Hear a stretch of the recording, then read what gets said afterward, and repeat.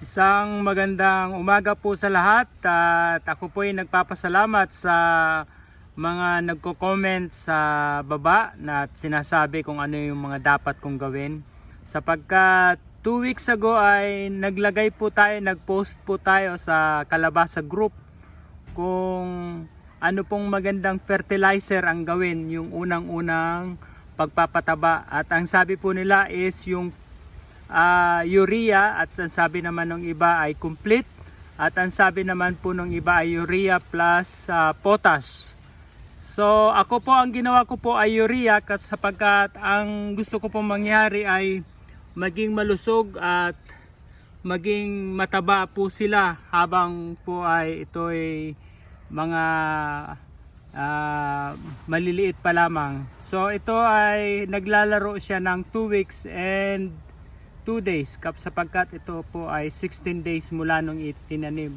Nag-direct seeding po tayo. So ayan, mapapansin nyo po, sobrang lalago po nila. Meron na silang isa, yung luma, 2, 3, 4 na dahon.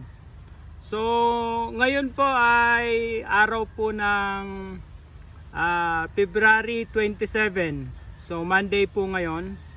At kasalukuyan pong binisita natin ang ating tanim at maya maya lamang po ay maglalagay po tayo ulit, mag-apply tayo ng urea.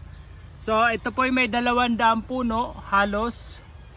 Ayan, aalagaan ko lang po ito sa ating pong pataba at lalagyan din po natin ng mga organiko.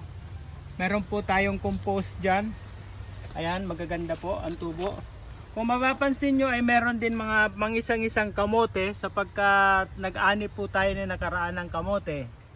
So, same place po na pinagtaniman natin ng kamote ay ito naman po ang kalabasa. Kung mapapansin nyo rin po, may tatanong nyo, may mga tukod po na ganito. Sapagkat magkakalapit nga lang po ito ay ang worry ko po, kapag nagyabungan na siya, nagapangan na, ay hindi ko na mapapansin kung nasaan yung mga puno. Kaya po, bawat isang tudling o bawat puno ay mayroon pong ganitong nilagay tayo na palatandaan. Ayan po. So ngayon, ang gagawin po natin, tulad nga ng sinabi ko kanina, ay maglalagay po tayo ng pataba. Maglalagay po tayo ng urea. Ayan. So lahat po halos ay maganda po ang tubo niya. At kung mapapansin po natin ay berde na berde ang kaniyang mga dahon. At halos pantay-pantay ang laki.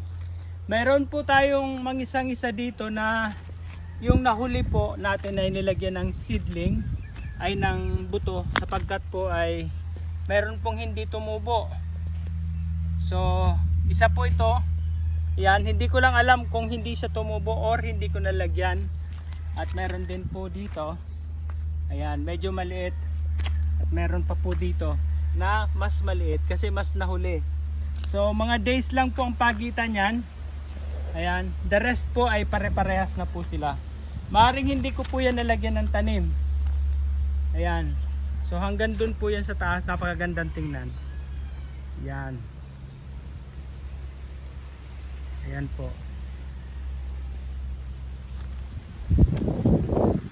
Okay.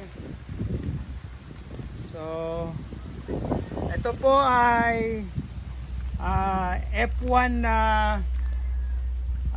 Suprema nagawa ng S-West na kalabasa.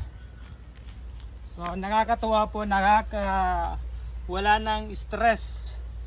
At sabi ko nga siguro sa susunod nito ay tayo naman ay magpo-proning.